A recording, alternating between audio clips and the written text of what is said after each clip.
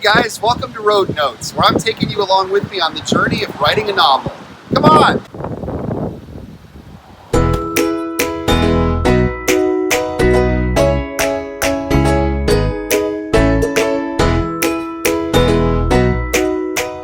Creativity is messy business. It's part and parcel of the creative process of making anything, that it's going to involve lots of detours, unfinished bits, material that never gets used, and a whole lot of what I like to call the mess.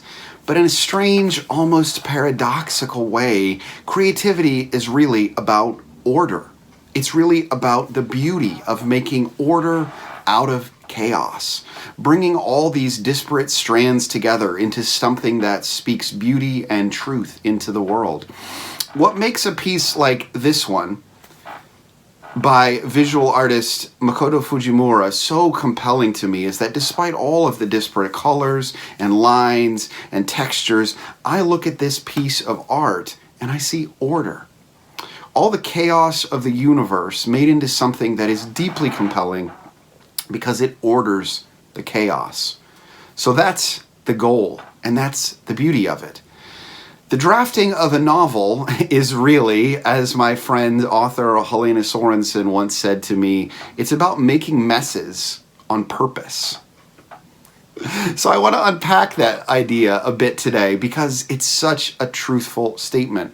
What does it mean to understand the mess, to embrace the mess, and how do you find your way out of the mess?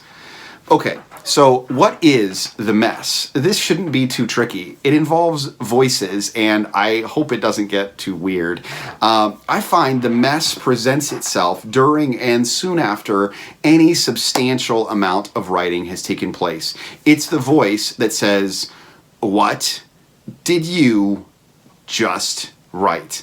It's a fair bet that a chimpanzee with a thesaurus could have done a better job of capturing the human experience than you just did. What a mess. That voice is a bit snarky, condescending even. It hovers, it undermines the process of creation. It wonders if you can ever salvage the utter rubbish that you've just created. The descriptions are vague. There are continuity errors, that's my personal bugaboo, all over the place. There are elements introduced in the second act, which were never teased in the first act, and all sorts of other kinds of messes. But spontaneity, the kind of spontaneity that often takes place in the day-to-day process of writing a novel, is messy. And so creativity is messy. So what does it mean to embrace the mess?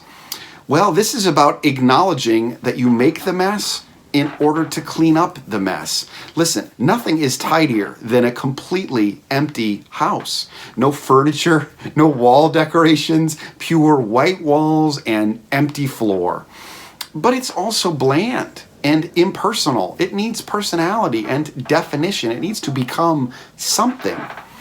This is a little bit like the process we undertook a few weeks ago of lugging the Christmas decorations up from the basement, peeling the lids off the totes, and strewing nutcrackers and garlands all over the living room. We were so excited to get started, we didn't even think about unpacking neatly or making sure we didn't leave the bits of newspaper scattered in flat piles around the floor. And sure, the house definitely looked a lot neater 20 minutes before we brought up the decorations than it did 20 minutes after. But making the mess wasn't the end of the story. Making the mess was the in-between stage. And without recognizing it, there will be an end to the story, that we will have a chance to clean up the mess and make it into something personal and orderly. The mess making can be extremely stressful if we lose sight of that. We set up the tree. We strung the lights, we arranged the advent calendar and all those nutcrackers, and by the time we were done, a few days later, the house sparkled. That was the end of the story, and it made the mess totally worthwhile. So we accept the messy in between.